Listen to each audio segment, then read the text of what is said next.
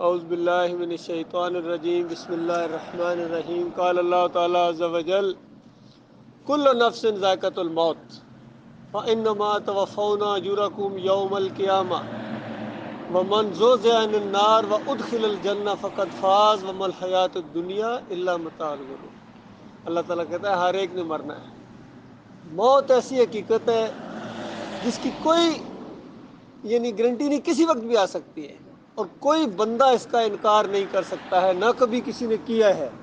اللہ کا لوگوں نے انکار کر دیا، ایسے بھی لوگ کہتے ہیں اللہ ہے ہی کوئی نہیں، لیکن موت کا وہ بھی انکار نہیں کر سکے کہ موت کوئی نہیں ہے، ہر ایک نے مرنا ہے۔ میرے پیارے بھائیوں، مرنے کے بعد کیا ہوگا؟ اللہ تعالیٰ کہتا ہے کہ جو کچھ دنیا میں کیا ہے نا، اسی کا پورا بدلہ آپ کو دیا جائے گا۔ اور اس دن قیامت کے دن جو جہنم کی آگ سے بچایا گیا اور جنت میں داخل کرنے کا اس کو حکم ہو گیا، تو اللہ تعالیٰ کہتا ہے فقط فاز، یہ صحیح معنوں میں کامیاب ہے، سمجھو یہ صحیح معنوں میں عقل مند ہے۔ دنیا میں آپ نے سنا ہوگا فلاں بڑا کامیاب ہے جی، فلاں بڑا خوش قسمت ہے جی، فلاں بڑا عقل مند ہے جی، اس طرح کی باتیں، فلاں بڑا امیر ہے جی، فلاں بڑا سکھی ہے جی، یہ سارے الفاظ آپ نے سنے ہوں گے۔ مالک فرماتا ہے یہ سب آپ کی باتیں ہیں، اس کا حقیقت سے کوئی تعلق نہیں ہے۔ اللہ کے نزدیک عقل مند، سکھی، خوش قسمت وہ ہے جو جنت میں جانے کے لیے اس کو اللہ نے حکم دے دیا۔ دنیا میں آپ نے دکھ، پریشانیاں، مصیبتیں سنی ہوں گی، فلاں بڑا جناب وہ دکھوں میں ہے، فلاں بڑا مصیبت زدہ ہے جی۔ یقین کیجئے اصل مصیبت زدہ، اصل دکھوں والا وہی ہے جو جہنم میں جائے گا۔ اور ایک حدیث کے اندر نبی علیہ السلام فرماتے ہیں کہ دو بندوں کو لایا جائے گا، دو ایسے بندے ہوں گے، ایک وہ ہوگا جو بھی جنت میں جانے والا ہے، اور ایک وہ ہوگا جو جہنم میں بھی جانے والا ہے۔ ان دونوں بندوں کو اللہ تعالیٰ پوچھے گا، فرشتوں کو کہے ان سے پوچھو، ایک ایک جھلک دکھا کے، پہلے جنت والے کو جنت کی ایک جھلک دکھائی جائے گی، ابھی اندر نہیں گیا ہے، صرف جھلک دیکھی ہے اس کی، اور پھر اس سے پوچھا جائے گا، اور یہ وہ بندہ تھا جو دنیا میں سب سے زیادہ پریشان رہا تھا۔ ظاہر بات ہے پریشانیاں مختلف ہوتی ہیں، کوئی کم پریشان، کوئی زیادہ پریشان، یقیناً ایک انسان ہوگا جو دنیا میں سب سے زیادہ پریشان رہا ہوگا، لیکن اب جنت میں جانے والا ہے۔ جنت کی ایک جھلک دیکھنے کے بعد، ابھی اندر نہیں، ابھی صرف جھلک دکھائی ہے اللہ تعالیٰ نے اس کو کہ یہاں تو جانا ہے۔ پھر پوچھا جائے گا دنیا میں کوئی مشکل مصیبت تو نے دیکھی ہے، کوئی غم؟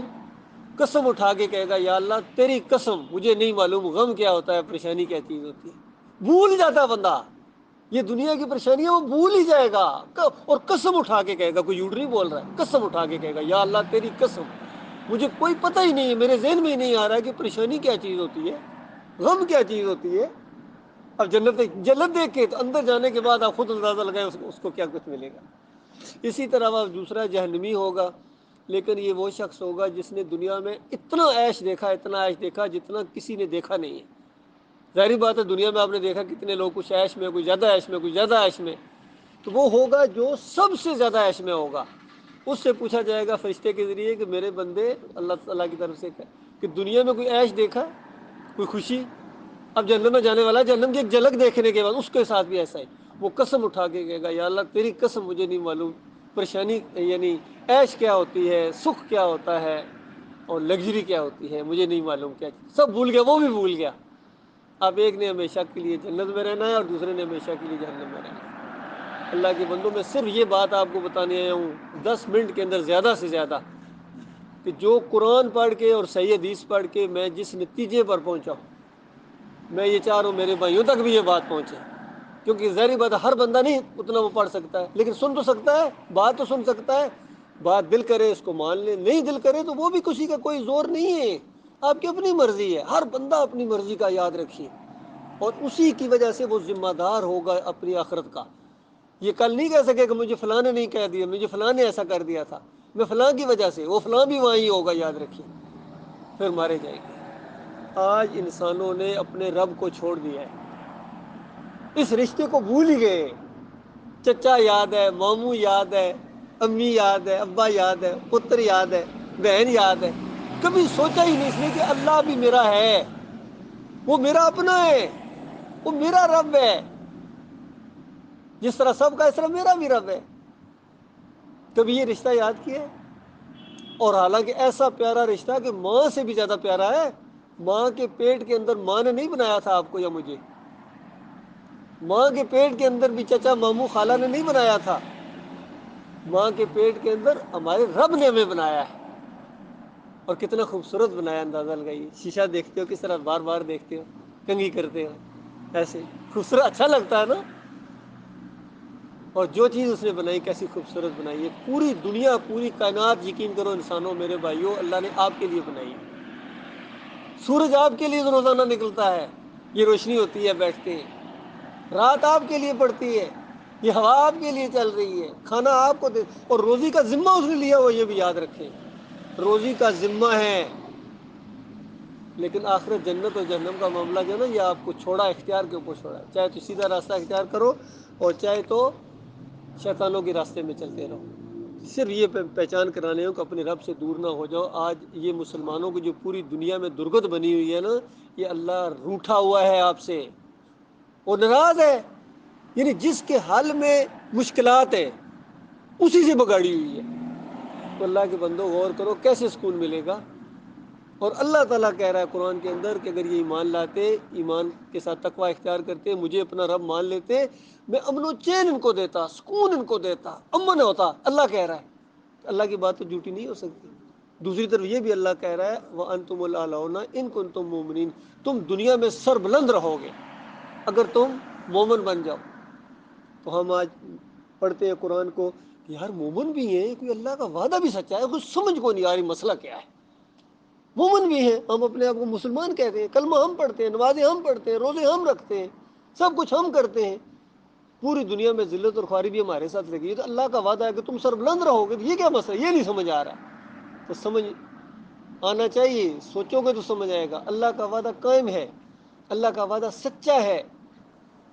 جس طرح بھی آپ ماشاء اللہ مزدور ٹائپ لوگ ہیں, جس طرح بھی کوئی آپ جاتے ہیں مزدوری, تو کیا ہوتا ہے, بھائی یہ کام کرو یہ پیسے ملیں گے, ایسا ہی ہوتا ہے نا. یا کوئی اور معاملہ, یہ کام کرو یہ پیسے ملیں گے, ایسا ہی ہے نا. آپ وہ شام کو آئے, آ کے دیکھیں آپ نے ایک اینٹ ادھر سے ادھر نہیں اٹھائی ہے, ایک بلاک نہیں اٹھایا ہے. وہ کہے یار سیٹھ صاحب دے دو, آپ نے کہا تھا میں 10 دینار دوں گا. وہ کہے گا ایک کام تو نے نہیں کیا, کس چیز کے تمہیں دوں. یہ ہے یا نہیں ہے.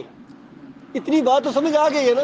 اتنی بات سمجھنے کے لیے کتنے علوم کی ضرورت ہے مجھے بتائیے. عربی جاننے کی ضرورت ہے, یا انگلش جاننے کی ضرورت ہے, یا گردانے جاننے کی ضرورت ہے, کتنی کیا ضرورت ہے. یا آپ کہیں بھائی میں تو پڑھا لکھا نہیں ہوں, مجھے تو کچھ سمجھ نہیں آ رہی. آپ سب سمجھتے ہیں اسی کو. سیٹھ کو کہیں گے دے, تو نے کہا تھا یہ, وہ کہے گا کیسے دوں, میں نے کہا تھا یہ اینٹیں ادھر رکھ دو تو دوں گا, وہ تو نے رکھی کوئی نہیں ہے. تو دوسرا بھی اگر مزدور ہوگا وہ کہے گا یار صحیح کہہ رہا ہے, تو نے کام تو کیا کوئی, کس چیز کے تمہیں دے. یہ بات سمجھ میں آتی ہے. تو یہی معاملہ اللہ تعالیٰ کہہ رہا ہے تم مومن بن جاؤ, میں تمہیں دنیا کا حاکم بناؤں گا. اور ہم مومن بنے گا کہ حاکم نہیں بنا رہا, پتہ نہیں کیا چکر ہے, دیری ہو رہی ہے. پہلے تو بنایا تھا, آپ کیوں نہیں بنا رہا, پہلے مومن بنے تھے. آج اللہ کو مانتے نہیں ہے, یہ مسلمان نہیں مانتے, تو دوسروں کو میں کیا گلا کروں, سکھوں ہندوؤں اور عیسائیوں کے بعد میں کیا کروں. یہ عقیدے مسلمانوں کے ہیں. اولاد نہ ہو, فلاں دربار پر جاؤ جی, وہاں چلاوا چڑھاؤ تو بچہ پیدا ہوگا. بتاؤ, وہ پھر بچہ پیدا ہوتا ہے, کہتے ہیں ماوا نو دینا ہے بچڑے پیرا, پیڑا نو دینا ہے ویر بلا. بابا شاہ جمال پتر دیوی رتے لال, یہ مسلمان کہہ رہا ہے, ہندو نہیں. مسلمان کہہ رہا ہے, اللہ کے بندو لا الہ الا اللہ محمد رسول اللہ پڑھنے والا کہہ رہا ہے. لا الہ الا اللہ کہتا ہے, اللہ کے علاوہ کوئی الہ نہیں. اس کو الہ کا مطلب نہیں آتا ہے کہ الہ تو وہ ہوتا ہے جو اولاد دیتا ہے, وہ الہ ہوتا ہے. جب تو نے کہا کہ پینا دیتا ہے تو الہ تمہارا ختم ہو گیا, تمہارا کلمہ ختم ہو گیا. تو نے کلمے کے اوپر ایک اور لا چلا دی, تب مسئلہ بڑا ہے. مشکل مصیبت آئی ہے, یا علی مدد, یا رسول اللہ مدد. وہ اللہ کیا کر رہا ہے, وہ آرام فرما رہا ہے.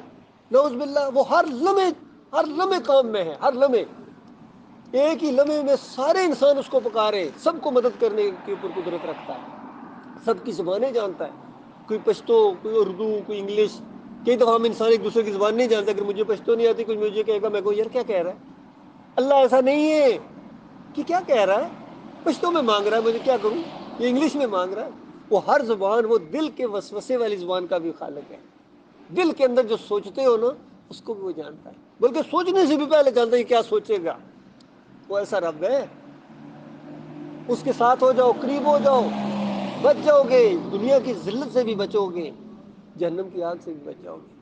ورنہ یاد رکھنا، نمازوں کے باوجود، روزے کے باوجود، حج اور عمرے کے باوجود، سب کچھ تہجد گزاریوں کے باوجود ہمیشہ کی آگ میں رہنا پڑے گا۔ آج میں آپ کو بتا رہا ہوں، یہ قرآن و حدیث کا آخری فیصلہ ہے، مانو یا نہ مانو، دل کو اچھا لگے یا نہ لگے، اس کے ساتھ اس کا کوئی تعلق نہیں ہے۔ یہ آپ کو نہیں اچھا لگا، پتہ نہیں کیوں آگے یہ بات کہہ رہے ہیں۔ ہمارے مولوی صاحب نے، وہ بڑے عالم تھے، انہوں نے تو کوئی نہیں یہ بات بتائی۔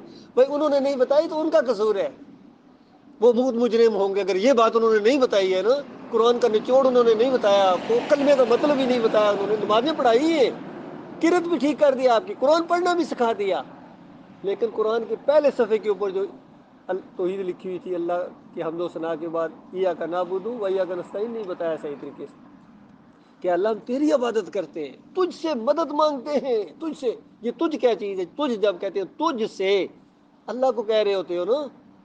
آج ہماری علماء نے بڑی بڑی کتابوں میں لکھ دیا، نہیں جی اللہ کے بندوں کو بھی پکارو تو یہ بھی اللہ ہی کو پکارنا ہے۔ بتاؤ کیسے بندوں کو پکارنا، اللہ کو پکارنا کس طرح یار؟ تو پھر مشرکین مکہ کا کیا قصور تھا؟ نبی علیہ السلام کے ساتھ جھگڑا کیا تھا ان کا؟ مکے سے نبی علیہ السلام کو کیوں نکالا گیا تھا؟ کبھی سوچا آپ نے؟ نبی صلی اللہ علیہ وآلہ وسلم کہتے 40 سال نہیں کہا، جب اللہ کا حکم ہے تب کہا کہ یہ چیز کہتے تھے نبی، دیکھو میں تمہارے اندر 40 سال رہا ہوں، 40 سال کی چھوٹی عمر ہے، بچے جوان تھے، قسم کی بچیاں تھیں، اس سے پہلے میں نے کبھی نہیں کہا۔ اب اللہ کا حکم آیا میرے اوپر کہ ان کو بتاؤ، یہ ابراہیم علیہ السلام کو پکار رہے ہیں، یہ اسماعیل علیہ السلام کو پکار رہے ہیں، یہ لات منات وبل کو پکار رہے ہیں، ان کو بتاؤ یہ شرک ہے۔ اچھا جی، پھر ہمارے بڑے باؤ دادا جی کا کیا بنے گا؟ وہ کیا بنے گا؟ وہ تو گئے پھر فارغ۔ اللہ کا قانون تو ایک ہے سب کے لیے، کیا ان کا دماغ نہیں کام کرتا تھا؟ کیوں مورتیاں بناتے تھے ابراہیم علیہ السلام کی اور اسماعیل علیہ السلام کی؟ میں نے کہا تھا بناؤ، جو کرے گا سو بھرے گا۔ اب ہم تو کچھ نہیں کر سکتے ان کو۔ بہت پیارا اونٹ ہے آپ کا، کنویں میں گرنے لگا، آپ نے دم پکڑ لی محبت میں، کیا کرو گے بتاؤ؟ آپ نہیں چھوڑ رہے، دوسرا کہہ رہا چھوڑو چھوڑو، گیا گرنے لگا، نہیں میں پیارا ہے، کیا ہوگا بتاؤ؟ سوچو دماغ کیا کہتا ہے۔ اونٹ کو نہیں نکال سکتے ہو، وہ وزنی ہے۔ آپ جاؤ گے اندر، اس میری مثال کو ہمیشہ زندگی میں یاد رکھنا، کبھی بھی اللہ کے مقابلے میں کسی کی بات نہ ماننا، اس کے ساتھ جاؤ گے نہیں بچا سکیں گے۔ اگر چچا شرک پر مر گیا، دادا مر گیا، کیا کرے؟ میں کیا کروں بتائیے؟ میرا کیا قصور ہے اس میں؟ میں تو خود ذمہ دار ہوں نا، اپنا ذمہ دار ہوں، اپنے بیوی بچوں کا ذمہ دار ہوں، اپنے بھائیوں کا ذمہ دار ہوں۔ جہاں تک آواز پہنچے گی میں تبلیغ، اللہ کا حکم ہے تبلیغ کرنا، اللہ جانتا اگر اللہ کا حکم نہ ہوتا میں ابھی یہاں آپ کے ساتھ نہ بیٹھا ہوتا۔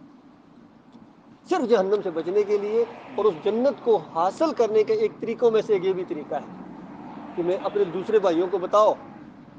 ٹھیک ہے جی، یہ مختصر سی بات ہے، بات اچھی لگے الحمدللہ کہو، بات اچھی نہیں لگی ہے تب بھی اللہ سے دعا کرو، مالک ایک بات آئی ہے سامنے اچھی نہیں لگی ہے، لیکن کوئی کیا کہہ رہا ہے، کوئی کیا کہہ رہا ہے، یا اللہ جو صحیح بات ہے میری اس طرف رہنمائی فرما، یہ دعا مانگے اللہ سے، دیکھنا اللہ تعالیٰ کس طرح دل کھول دیں گے۔ ٹھیک ہے جی، اگر بات مزید جاننا چاہیں، ہاں یہ ہے کچھ کتابیں، کتابیں نہیں، یہ کہ وہ کتاب وہ ہے پمفلٹ ہے، اردو کی پڑھنا جانتا تو لے لے، کیونکہ اس کے اندر بھی یہی چیزیں اندر اچھے انداز میں لکھی ہوئی ہیں، میں نے تو ٹوٹے پھوٹے الفاظ میں بتائی آپ کو، بس یہ آخری ہے۔ میرا نمبر بھی اس پر لکھا ہوا ہے نیچے آخر میں، میرا نمبر ہے یہاں بحرین کا۔ بات اچھی لگے، کسی جگہ آپ درس کرانا چاہیں، دوسرے بھائیوں تک یہ بات پہنچانا چاہیں، میں حاضر ہوں، کوئی انشاءاللہ آپ سے یہ کوئی میں دین کے اوپر اجرت نہیں لیتا ہوں، نہ لینی ہے، نہ نماز پڑھانے کے کبھی پیسے، نہ اذان کے پیسے، ہم اللہ کے لیے کرتے ہیں۔ یہ جو دنیا کے لیے کرتے ہیں نا، یہ آگے جا کے بھگتیں گے۔ اذان کتنی قیمتی چیز، اذان کی تنخواہ لیتے ہیں، اندازہ لگاؤ، نماز پڑھانے کی تنخواہ لیتے ہیں۔ تو یہ عبداللہ نہیں ہے، یہ عبد الدینار ہے، عبد دینار کے بندے ہیں، یقین کرو۔ جس کا پیٹ دین کے ساتھ لگا ہو وہ دین نہیں بیان کر سکتا ہے، وہ کبھی یہاں آ کے نیچے نہیں بیٹھ سکتا آپ کے ساتھ کبھی۔ فضل الرحمان صاحب سے یہ امید رکھتے ہیں یہاں آ کے بیٹھیں گے؟ طاہر القادری سے یہ امید رکھتے ہیں یہاں آ کے بیٹھیں گے؟ وہ سٹیج لگا کے دو ان کو تب تقریر کریں گے۔ یہ دنیا کے بندے ہیں۔ ہمارے پیارے نبی صلی اللہ علیہ وسلم محبت کرتے تھے انسانوں سے، پاس آ کے بیٹھتے تھے، ان کے ساتھ کھاتے پیتے تھے، تب خیر آئی تھی، تب دنیا میں ایمان کا چرچا ہوا تھا۔ وہ ایمان کہتے صحابہ کرام ایسے نہیں تھے، وہ عرس اور میلے نہیں کرتے تھے، چادریں نہیں چڑھاتے تھے، ڈول ڈمکے نہیں کرتے تھے، گانے بجانے نہیں کرتے تھے، وہ مجاہد لوگ تھے، مومن تھے، وہ فرقوں میں نہیں بٹے ہوئے تھے، ایک اللہ کی بندگی کرو، ایک نبی کی پیروی کرو، ایک کلام، کتنی سادہ سی بات دیکھا جائے تو لیکن آن گراؤنڈ انہوں نے اتنا مشکل بنا دیا ہے، اتنا سارے مدرسوں سے فارغ ہیں تو سارے سندے لے کے آئے ہوئے، کہتے میں سند لے کے، بریلوی کی سند دیوبندی نہیں مانتا، دیوبندی کی سند اہل حدیث نہیں مانتا، اہل حدیث کی شیعہ نہیں مانتا، تو کون سی سند، کدھر میں سند کو رکھوں؟ تمہاری سند کو دوسرا تو مانتا ہی نہیں ہے۔ کہتے ہیں ہم سند، ہمارے علماء جی ہم سے پوچھتے ہیں آپ کی سند کہاں سے ہے؟ میں کہاں سے سند لے کے ہوں؟ مدرسے کی لے کے ہوں؟ مدرسوں میں تو تم شرک کرا رہے ہو، کفر کرا رہے ہو، سب بد اخلاقیاں کر رہے ہو ان کے اندر، ہم نے دیکھ لیا ہے تم کیسے ہو۔ اس وجہ سے خیر نہیں آ رہی، ذلت اور خواری اس لیے مسلمانوں کے ساتھ چمٹی ہوئی میرے پیارے بھائیو۔ اس سلسلے میں اگر کوئی بات آپ پوچھنا چاہیں، جب تک میں بیٹھا ہوں میں آپ کو بتانے کے لیے تیار ہوں۔